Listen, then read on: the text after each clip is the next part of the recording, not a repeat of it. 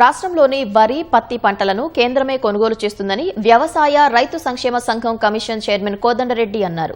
నల్గొండ ఆర్జాలబావిలో ఏర్పాటు చేసిన ధాన్యం కొనుగోలు కేంద్రాన్ని పరిశీలించి రైతు సమస్యలను అడిగి తెలుసుకున్నారు.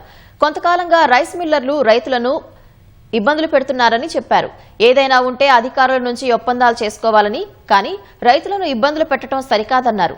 ఎలాంటి సమస్యలు లేకుండా ధాన్యాన్ని కొనుగోలు చేయాలని అధికారులను, మిల్లర్లను కోరారు.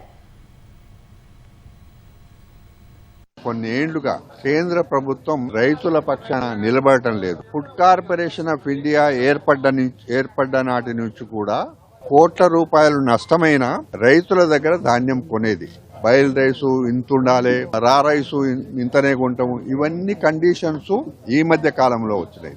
అవన్నీ రైతుకు సంబంధం లేదు. ఇక్కడ కాంగ్రెస్ పార్టీ అధికారానికి మీరంతా బాగా అనుభవం ఉంది. మీకు రాజశేఖర రెడ్డి గారు ముఖ్యమంత్రిగా ఉన్నప్పుడు గాని, రేవంత్ రెడ్డి గారు ముఖ్యమంత్రి అయిన తర్వాత ఇద్దరు కూడా రైతు పక్షపాతిగా ఉంటారు. రైతులకు రుణమాఫీ విషయంలో గాని, రైతు భరోసా విషయంలో గాని, సన్నోడ్లకు బోనస్ ఇవ్వడం విషయంలో గాని, ఏదైనా రైతుకు అనుకూలంగా ఉండే ప్రభుత్వం ఇది. రేవంత్ రెడ్డి గారు రైతు బిడ్డ, రైతు కుటుంబం నుంచి వచ్చినోడు.